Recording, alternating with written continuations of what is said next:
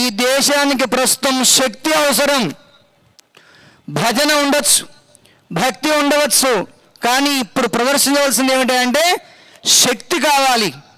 ఈ దేశం సంరక్షించబడాలి అంటే, ఈ ధర్మం నిలబడాలి అంటే, ఈ దేవాలయం నిలబడాలి అంటే, నీ సాంప్రదాయం నీ ధర్మం నీవు ఆచరించాలంటే నీవు ధర్మం కోసం పోరాటం చేయవలసినటువంటి సమయం ఆసన్నమైనది. కాబట్టి శక్తి ప్రదర్శన కావాలి. ఆ శక్తి కోసమే మనమందరం కూడా హనుమత్ ఉపాసన చేయవలసినటువంటి సమయం ఆసన్నమైంది. ప్రధానంగా మన సంస్కృతి మీద 3 శక్తి కేంద్రాల మీద దాడి చేయబడింది.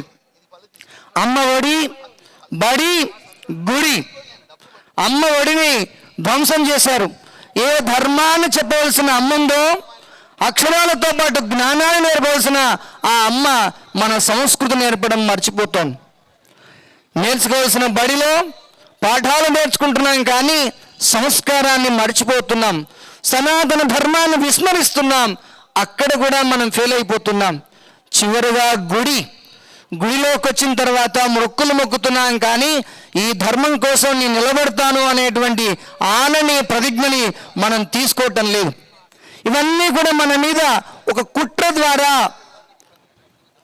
మనల్ని బానిసలుగా చేయడం కోసం ఈ విధమైనటువంటి సిస్టమ్ని తయారు చేయబడింది.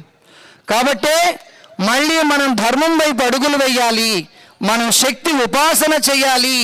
ఈ అమ్మఒడి ద్వారా, బడి ద్వారా, గుడి ద్వారా ఈ శక్తి కేంద్రాలన్నింటిని కూడా మళ్ళీ పునఃప్రతిష్ఠ చేసుకోవాలనే ఉద్దేశంతోనే సనాతనమైనటువంటి ఈ ధర్మం కోసం నేనొక్కడిని పారాయణ చేస్తే నాకు పుణ్యం, నేనొక్కడిని చేసుకుంటే నా వాళ్ళకు మాత్రమే వస్తుంది, కానీ నా వాళ్ళైన హైందవులందరికీ కూడా ఈ ధర్మం ద్వారా ఈ శక్తి రావాలనే ఉద్దేశంతోనే 108 రోజుల పాటు అఖండంగా ఈ కార్యక్రమాన్ని భుజస్కంధాల మీద వేసుకొని ఇల్లు, గుడి, బడి, గోశాల, మఠాలు, మందిరాలు అనేటువంటి తేడా లేకుండా అందరి దగ్గరికి వెళ్ళి పారాయణ చేసి, స్వామి దేశాన్ని రక్షించే విధంగా మీరు తోడ్పాటును అందించండి, మనందరిని కలిపే విధంగా ఒక కార్యక్రమం చేస్తాం, మీరు వచ్చి ఇక్కడ దీంట్లో ఈ సందేశం అందించండి ప్రార్థనాపూర్వకంగా అడిగినటువంటి వీళ్ళందరికీ కూడా ఈ సమావేశం మీ అందరినీ వాళ్ళని ఆశీర్వదించవలసిందిగా, మనమందరం కూడా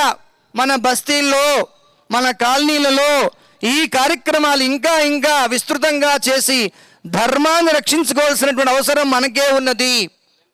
మనకు కనిపిస్తుంది, మన కళ్ళ ముందు ఏ విధంగా ధర్మం జారిపోతుందో, పతనావస్థకు వెళుతుందో మన కళ్ళ ముందు మనం చూస్తూ ఉన్నాం. దాన్ని ఎవరు రక్షించాలి? మనమే రక్షించుకోవాలి. మనమే మన ఇంటి కోసమే పాటుపడితే మన ధర్మం కోసం ఎవరు పాటుపడాలి? ధర్మం పోతే దేశం పోయింది. మనం చూసాం, పాకిస్తాన్గా విడిపోయింది, ఇంకో దేశం బంగ్లాదేశ్గా విడిపోయింది, ఇంకో దేశంగా ధర్మం పోయిన చోటల్లా ముక్కలైపోతుంది. కాబట్టి ధర్మాన్ని రక్షించుకుంటే దేశం సుభిక్షంగా ఉంటుంది. మనంగా నిలబడాలి అంటే, మన ధర్మం మనకు ఆచరింపబడాలి అంటే మనం ధర్మరక్షణ చేయవలసి ఉంది. దానికోసమే ఇలాంటి సామూహిక హనుమాన్ దీక్షా కార్యక్రమాలు కావచ్చు, హనుమాన్ పారాయణ కార్యక్రమాలు కావచ్చు, రామ రక్షా యజ్ఞాలు కావచ్చు, ఇంకేదైనా చేయండి, మూలం ధర్మం కోసమే. అది ఉంటేనే మనం ఉంటాం, అది లేకపోతే మనం లేము అనేది మన పూర్వీకులు మనకు చెప్పారు. మేము కలిసికట్టుగా లేమురా, పడిపోయాం, ఇప్పుడైనా కలిసికట్టుగా ఉండండి, నిలబడతారు అని వాళ్ళు గొంతెత్తి మరీ చెప్పారు.